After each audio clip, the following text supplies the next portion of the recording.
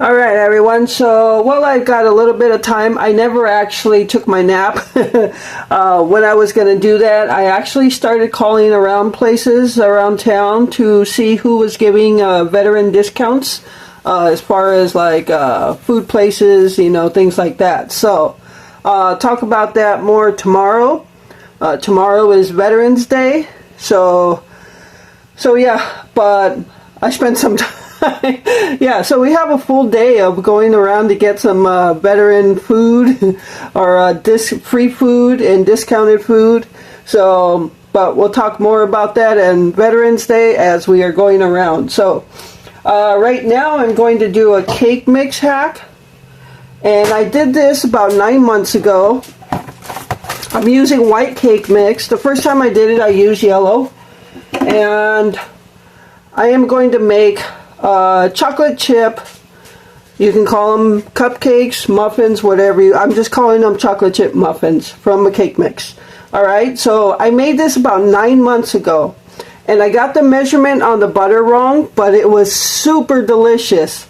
I actually added, it calls for a 1/3 cup butter, and for some reason I was thinking 3/4 cups, so I added 3/4 cups butter, which was way beyond what it called for. But they were so moist and delicious. So, but today I'll be doing the 1/3 cup because I don't want to use all that butter. All right, so and I am going to use the whole cake mix. It's going to probably make about a dozen muffins or cupcakes, whatever.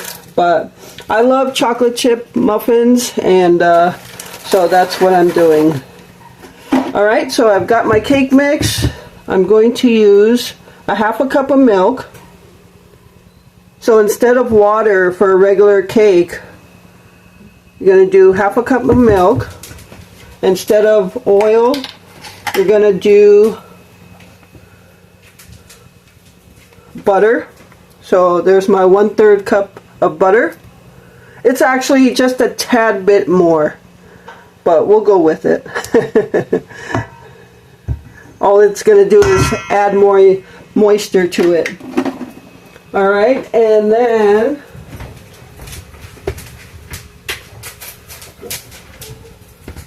we're going to add 3 eggs. And then of course the chocolate chips.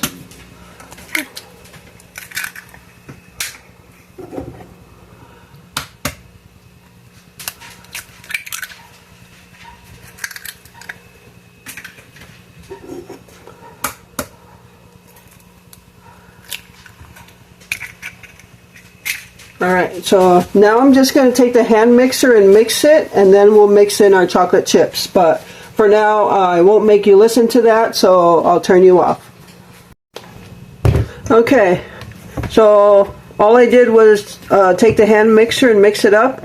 So it's a little thicker than the regular cake mix. So now I'm just going to add in my semi-sweet chocolate chips. The first time I made them, I did milk chocolate. Now I'm going to do semi-sweet. Glenn likes semi-sweet. I like milk chocolate, so last time I did milk chocolate, this time I'll do semi-sweet.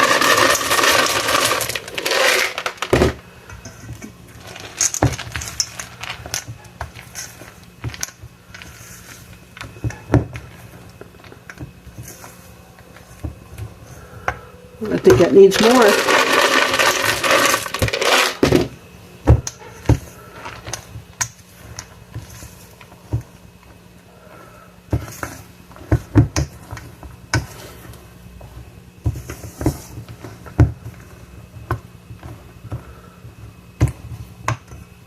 Maybe just a little bit more.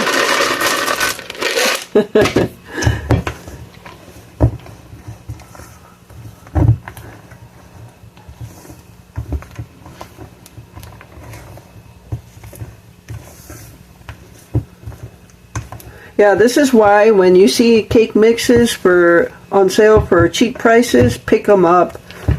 So many things you can make with them. All right. Let me put my chocolate chip container back.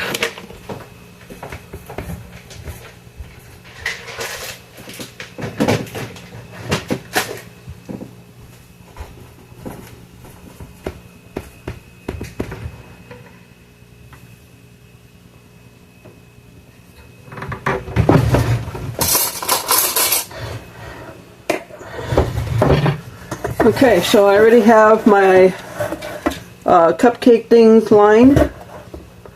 And now we're just going to pour it in. And we're going to bake these at 350 for 20 minutes. Ooh.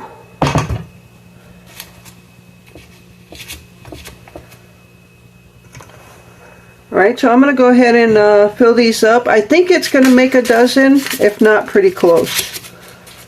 Depends how much you fill them up. I like to fill them up pretty good because then you get big muffins or cupcakes or whatever. Alright, so I will be back. Okay, so I don't know what I was thinking that it would only make a dozen or less. Obviously I have more here. So I've got a full dozen in the oven and they were filled pretty high. So, and then I've got this left. So this will probably make 3 or 4 more. So, all right, I'm going to finish baking them and then I'll be back when they're done. All right, everyone, so here's the first batch, the full dozen, and they look and smell delicious. I guarantee as soon as one cools off, I'm eating it. They smell so good, and they're nice and browned on top. I stuck a fork in a couple of them. Nothing came out except the melted chocolate chip.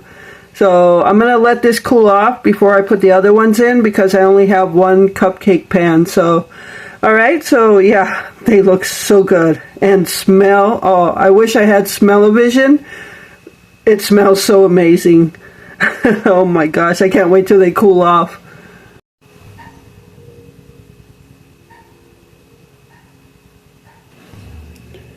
Alright everyone, I told you I was going to have one as soon as it cooled off.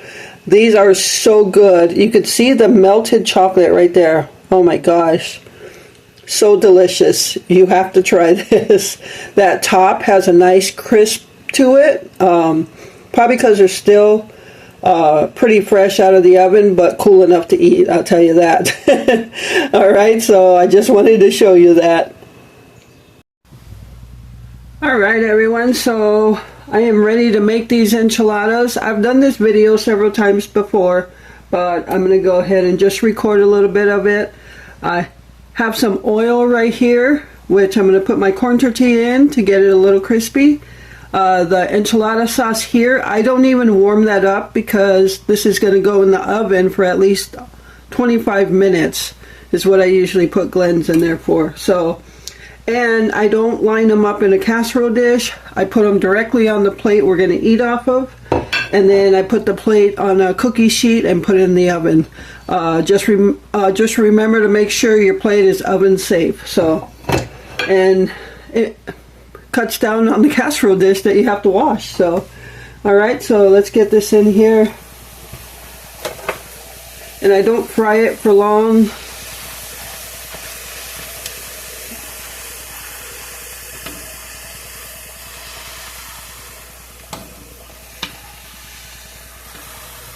Glenn likes them a little on the crispier side.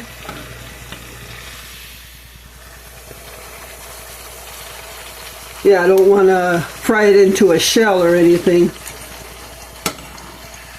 Okay.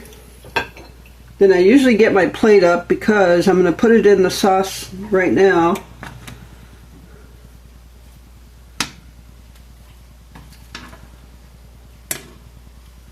And then just go directly on your plate.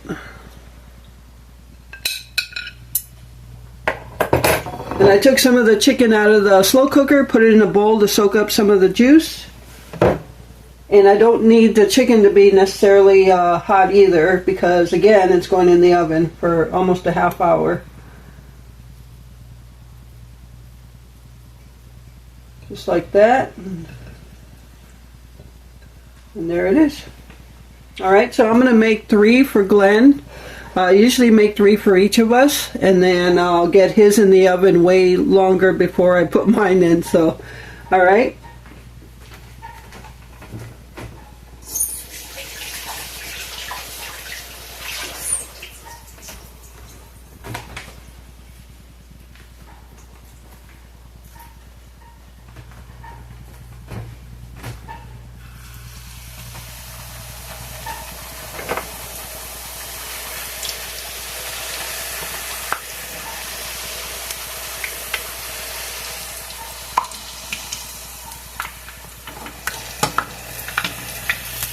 Yeah, so I never got to take my nap today. But that's okay. I got stuff done I wanted to get done, so. I did a couple loads of laundry. We don't have a dryer, so I just air dry them. I hang them on a hanging rack. I would like to get one of those portable dryers. They're super small. Because sometimes you actually do need a dryer. But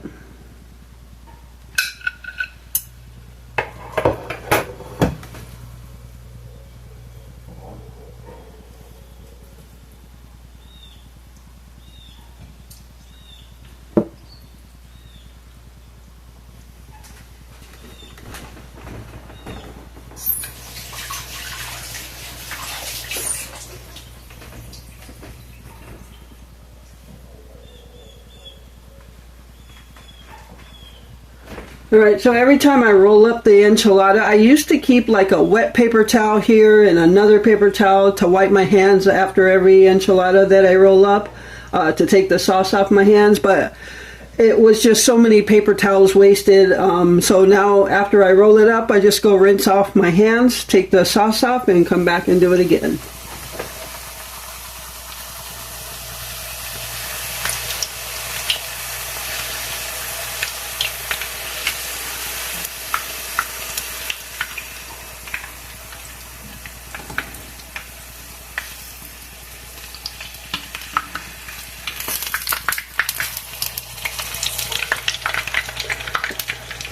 Now I'm going to go ahead and make mine up right away, just so I can turn off the oil. I don't like the oil to be going too long. It starts to really stink.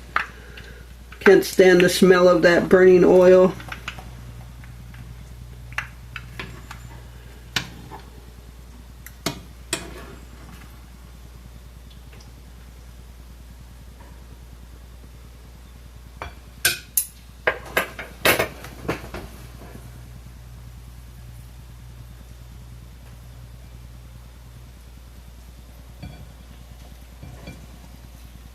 Alright, so now I'm just going to take the plate over there to wipe off all the extra sauce, put some cheese on it, put it on the cookie sheet, and get it in the oven.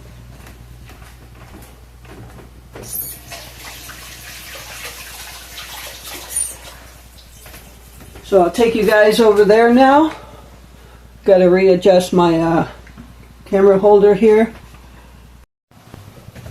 Alright.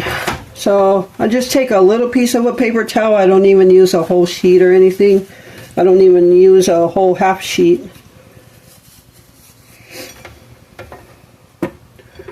Shove that chicken back in there.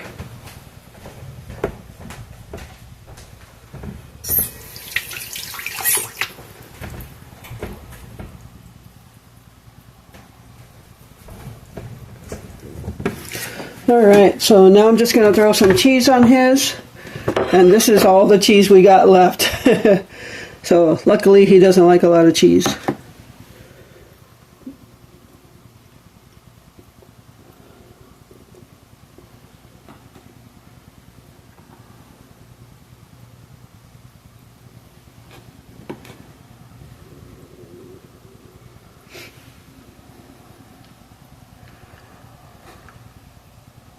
Alright, I'm going to throw his in the oven. Usually I put his in for 25 minutes, but I'm going to go ahead and put it in and then set the timer for 10 minutes, because then at that time I'll put mine in. So, alright, so I'm going to get his in the oven. Oven safe plate, remember that. Alright everyone, so there is our cook at home supper for this Sunday night and day 9 of the 30-day cook at home challenge. So chicken enchiladas. I actually made myself 2 chicken and 1 cheese. So, and this is how I like the cheese, just kind of all gooey, and Glenn likes it a little harder. So alright, so that's going to do it for tonight's meal, and that's going to do it for this video. So thank you so much for taking time out of your day to watch my videos. I appreciate all of you and the support you continue to give my channel. And with that, remember to live life, be good to yourself, and be good to others. Until next time.